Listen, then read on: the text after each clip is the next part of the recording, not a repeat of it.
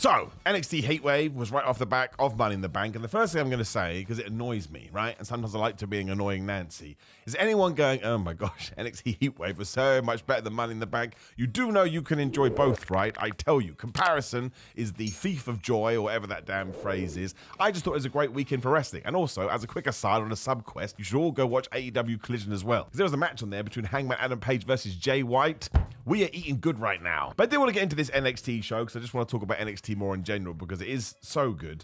And we'll just start with the thing that I thought was the most entertaining thing of the entire evening, which is for the NXT title, where you did get Sean Evans taking on Trick Williams, taking on Shawn Spears, and taking on Ethan Page. Now, there was a lot of negative Nancy's before this, saying, oh, this person shouldn't be here, and we shouldn't be doing this with that. I think Shawn Michaels was able to come out and just laugh at some of these individuals and prove that this was the best thing to do. Now, listen, the crowd the entire night was amazing. That always makes, well, it makes a good show great, and it makes a great show absolutely amazing. But the fact we had these interactions between these four guys and basically pitched them as four of the main guys in NXT, I thought it was fantastic. And this Siobhan Evans, man, I ain't telling you nothing you don't already know. He is 20 years old, and some of the stuff he could do when he ran and he jumped over Tina the Turnbuckle and he crashed into, I think it was Trick Williams who's on the outside, whoever's on the outside, and they crashed through Barry Barricade. That was nuts. Like, we've seen people do these kind of dives before, especially in 2024. That rhymes, so I must be about to say something that is correct. But it's just the way he ended it was like he had died. And I mean that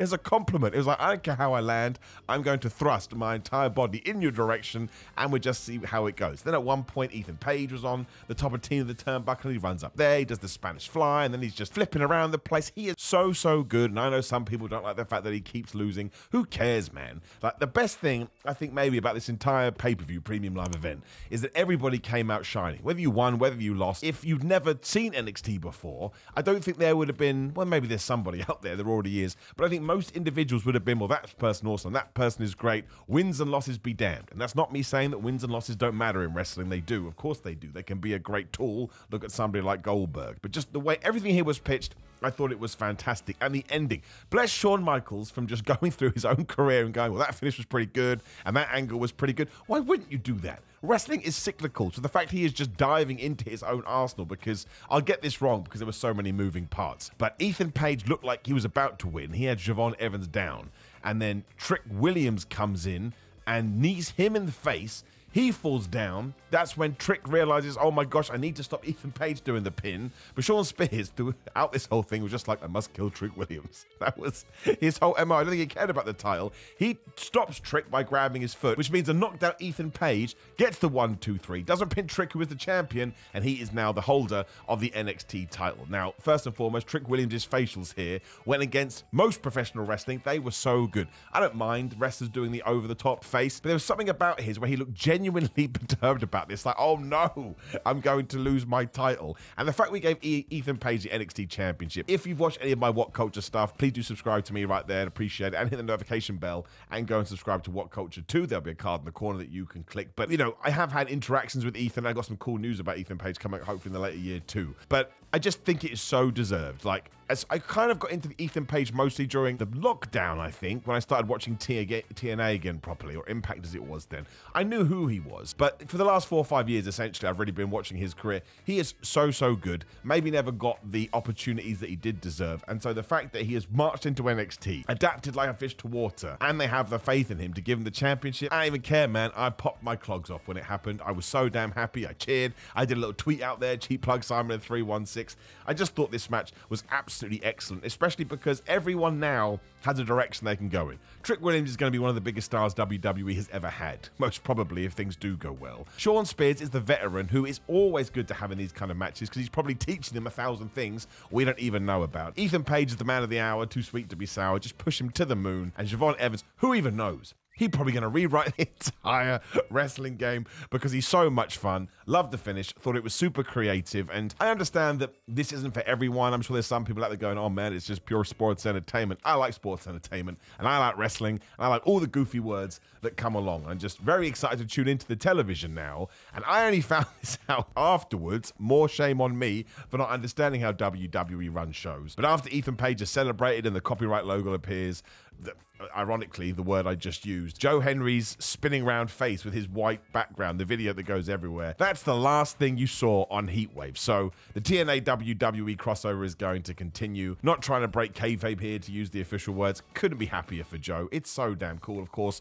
I was blessed enough to work with him at the October pay-per-view last year for TNA. Well, we had a laugh riot. I still get people messaging me back going, well, you're so rubbish. So it was just meant to be a fun comedy match. I'm sorry.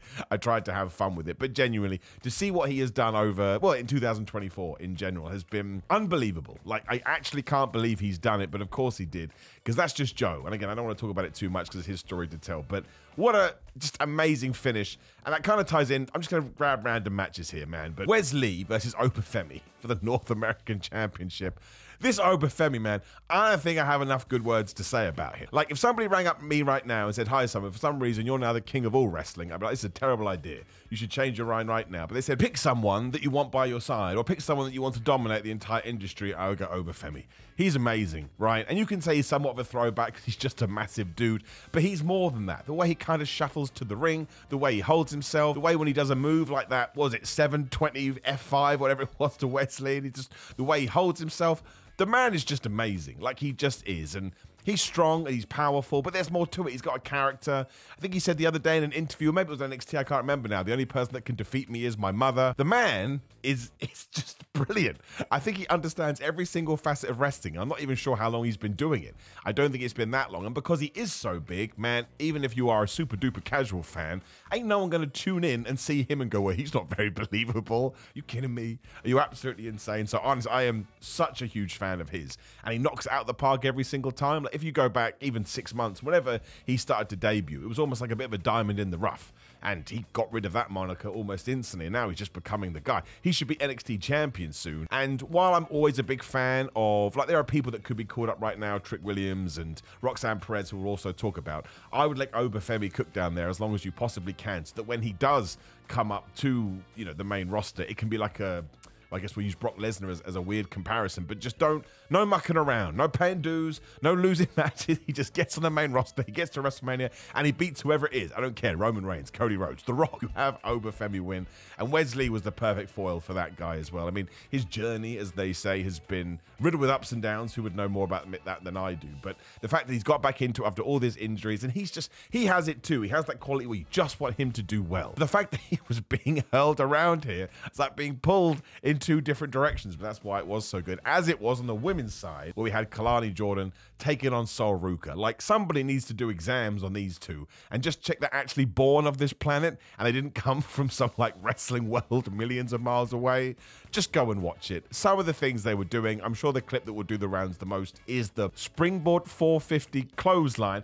That even sounds stupid. Like, they're going to come up with a bunch of new moves, and again, they're going to change this industry as well. And it's not the fact that she attempted it. Like, even if she had gone for it and it hadn't gone completely right, I would have been like, man, round of applause for you, because that was amazing.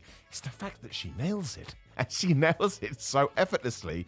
But there was cool little moments in here too. Even if this was a touch of the realism, before she did it, she took a moment and she takes a deep breath and then she goes. Now, maybe she does need to do that because, of course, she was a gymnast in her past life, whatever you want to say. But those are the elements that people talk about wrestling. Instantly, it tells you a story in her face. Oh, look, she's a bit, not nervous, but she needs to really put everything she's got into this. Otherwise, it may not go right. I love the fact that Kalani Jordan got the win here too. At first, I wasn't necessarily, well, I didn't really have a pick when they had the ladder match at the last pay-per-view. But in hindsight, I think this was the right call, because she's got it as well. Like, she does stuff. You're like, how are you doing this? And she hasn't been wrestling that long either. So you can say what you want about the NXT system, but they are just producing, well, future professional wrestlers that I can't wait to see on Raw and SmackDown. That's entirely the idea. So again, all the matches I've watched, if you've got time, you should go watch them. And it's the same for Roxanne Perez versus Lola Vice. Now, when we were still doing ups and downs for NXT, another cool reason I wanted to talk about NXT on this channel, Roxanne had kind of just gone bad guy, gone heel. And it was still, I was still getting used to it to see how she was going to fit into that character. I didn't really get it at first. Not in a bad way, it just wasn't necessarily for me. I think it was mostly because she did the promos like, oh man, I blame you fans. And the fans have always been on her side because she's too good. Now, I think it's all clicked together. And this is why you have to give people time, right? But especially in the ring. Because at the end of this, I mean, Lola Vice was treated like, I think, like a warrior. of the nines or something. Like, she just, no matter how many times you beat her up, it's like a monster from the deep. She just kept getting back up. So how many pop rocks did Roxanne Perez hit? Maybe 72 million? And we had one on the table as well. But I think on the penultimate one, this could have been planned for all I know, you just don't know what's going on. It wasn't bad, but it looked like it went a bit squiffy. And Roxanne, without even thinking about it, just grabbed her by a gear and did it again, but made sure it had some extra stank on it. Man, that looked so good. And what a way to win a match, especially because she had done all these other ones. So it could be one of those opportune times where what you wanted to happen doesn't go as smoothly as you had planned, but it's all the better for it. It totally tied into that character. I think she needs to be called up right now. I don't think there's anything else you can do with her. She's proven she can be the bad guy. We know she can be the good guy. That's definitely the role we should have her on when she is on Raw or SmackDown. And she's got the championship right now, so I guess you just decide who's going to take that from her. But Lola Vice was great here too. Again, with her background, with her MMA stuff, she comes across. She has a real side to her as well. You're a bit like, man, I think she's going to flub everybody up. So that's kind of how it started as well, with arm bars and submission attempts, and then by the end it was totally nuts. But again, just another banger, as Sheamus would say. And Roxanne Perez does walk away with the title. I'm trying to think who on earth. There's probably an obvious answer that I'm not thinking of right now. You could give it to a Tatum Paxley, I suppose. But there's probably somebody right now that I'll think about as soon as I stop doing this video. But probably building up to the SummerSlam region, where I think that the NXT have their next pay-per-view, I would take the belt off Roxanne Perez and I would just get her on the main roster. I think the more experience she can get, you know, on the quote-unquote main show, the better. She's just got it. And to be completely honest, she had it when she was still in Ring of Honor. I swear that's where she came from before she jumped into NXT. She's just going to be great, and she totally gets it, and she's made for WWE, and that ain't no bad thing. Yours had Axiom and Nathan Frazier defending and retaining their NXT titles against Chase U. This, again, I keep repeating myself, it may have everything I like about wrestling in it, because you have Chase U that wrestle in their school teacher gear. Instantly I'm in. That is so dumb in the best possible way. And on the other hand, you have Nathan Frazier and Axiom, who once again, they should be, when we go test the other ones, we have to test them as well. They're so fast and they're so damn flippy. The finishing sequence to this, actually not the finishing sequence, but the near fall, the best 1-2 was, I can't remember, I think it was a Phoenix Splash that Frazier must have done after Axiom had done something nuts too. And Andre Chase ran in there to break up the pin. I think he stood on Nathan Frazier, who was making the cover. So he jumped off Nathan Frazier's back to stop the 1-2-3 and then did a Canadian Destroyer onto Axiom. I was like, who came up with that? How is this happening? But it worked. It just did. And it made me go like, woohoo, woohoo, and make noises in my house, which apparently is what wrestling's meant to do, but also could probably get you arrested. Duke Hudson is great as well, though, and him and Andre Chase just have they just have real good chemistry, as do Nathan Frazier and Axiom. I remember when Axiom was brought in, people were like, oh man, this is so dumb, and we give him a stupid mask, and we've kind of made him a video game character. No way, man. The attitude that he has brought with this too is just, he's a bit of a, in a good way, he's a bit, not a dickhead, that's too hard, but he's got like an edge to him, not Adam Copeland, he went to AEW, but him and Nathan Frazier just click, and Nathan Frazier did this video afterwards as well. I love how cocky they are, like, we're the champions, there's nothing you can do to stop us, but it was just, like I say, I'm repeating myself, but it's just the speed of the thing, and the effortlessness, and the smoothlessness, like all of it is just so much fun to watch, and this genuinely is something I think you could go to show to someone that doesn't like wrestling, and they would at least enjoy it a little bit, because there's a lot of scrutiny sometimes about flippy dippy doodah. But I think it was the third match on this show, and I think it come after Obafemi, so you'd have the big guy slapping man meat, and then I think you had the Sol Ruka match, maybe I'm getting that wrong, and then you moved into this. Just like you're getting a bit of everything, and I like wrestling when it's a variety show, and it's absolutely tapped into it, and the fact that I never actually thought that Chase U were going to win the belts, because I think Nathan Frazier and Axiom are just on a roll right now, but I wasn't 100% convinced, because Chase U have become this established team now. There are a couple of other dudes. I'd love to see them get called up to Raw and SmackDown, but they have sort of infiltrated the the NXT landscape to such a degree, maybe they just stay there forever. I mean, it depends. I'm sure they have greater ambitions than that, but they just work in that system. And I hope that when they do get brought up to Raw and SmackDown, they don't get totally repackaged, because, well, it depends on what you want. Again, we're here for the third time. Goofy stuff can work, especially in this guise. It's like Kurt Angle was the epitome of this. He's an absolute moron on the outside of the ring that would make you laugh, but then he got in the ring and he's such an ass kicker. Who even cares knows what he's like, you know, when he's at home or whatever. I'm not saying that Chase U are like that, but they somehow, especially when they're in matches to this quality, can have all the ridiculous stuff with the school, which I find entertaining when they're in debt because they gambled or whatever the flub that was, and getting into even more trouble with the D'Angelo family. And then they can go in there and have an NXT tag team title match like this. Honestly, you should just watch the whole show. There isn't a bad thing on it, and if you see all the noise today from people saying, oh my gosh, it's the best thing of the weekend, the best thing in a while, it's probably because it was. Frazier also made this most wonderful last second save. That's when I really thought, oh my gosh, Chase, you are going to win. Then he hit his big old kick or whatever it is to get the 1, 2, 3. But they're two more guys, right? I mean, don't put them on WWE. Well, you can put them on WWE Speed. I think Nathan Frazier may have already been on Speed. But they should be brought up, not like the Creeds were. I love the Creeds. They're going to do well. But when Nathan Frazier and Axiom eventually get to Raw or SmackDown, they should be pitched as you're not going to believe it. You know, every match should be fast, fast, fast, fast. Can you keep up with these guys? Doesn't mean they always have to win and lose, but don't change them. I think that's why NXT is really good right now. There was a big changeover recently where a bunch of people got called up, but they managed to restructure super fast.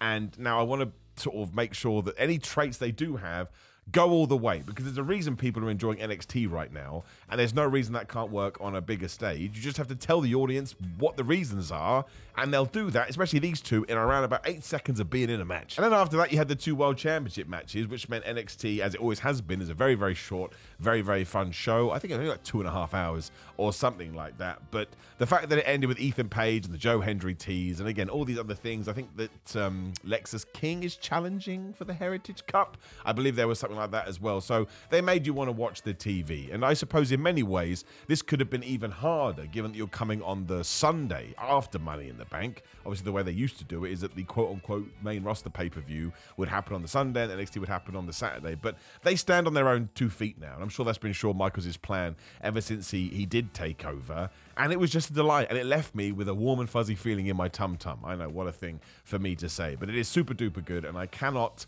put a more Simon Miller, you should watch this stamp on it. But I would have said that for Money in the Bank too. And I know people go, oh, Simon, you like everything. It's not true. If I don't like something, I'll absolutely tell you. And just to kind of go off-piste a little bit, a lot of people have said the reason that they didn't like Money in the Bank is because we did the same finish again with CM Punk and Drew McIntyre. That was my favorite thing about it. It's just a sensible story. If I'm CM Punk and I have, what's the word I'm looking for? Goals, and I'm driven towards a certain objective. That's the word I'm looking for, objectives, and there's obstacles in my way. Well, right now, what's my objective? To stop Drew McIntyre at any cost. What's my obstacle? He's the Money in the Bank briefcase holder. Put 2 and 2 together. I think it's why Adam Pearce has come out and suspended Drew McIntyre now, because we'll get to SummerSlam and we'll do the match. But to me, it's just made the feud super heated. And I really do, like, I don't even care. Maybe I'm completely wrong and I look back and I get thrown out of a cannon. I love the fact we use the Money in the Bank briefcase for this. Let's make that feud as hot as we possibly can.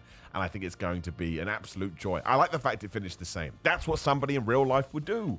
I think too many times in wrestling, we forget about that. The easiest option is the one that would probably happen if wrestling was on the up and up. So it's a great weekend for WWE. Again, check out that Collision show too. There's also a match between Cesaro and I can't remember his new name. But what's his old name too? I can't remember. Just watch that too. Cesaro, the most underrated guy in the world. He can work with anybody. But I feel great about wrestling. I feel tired too. And I would like a break, but it is what it is.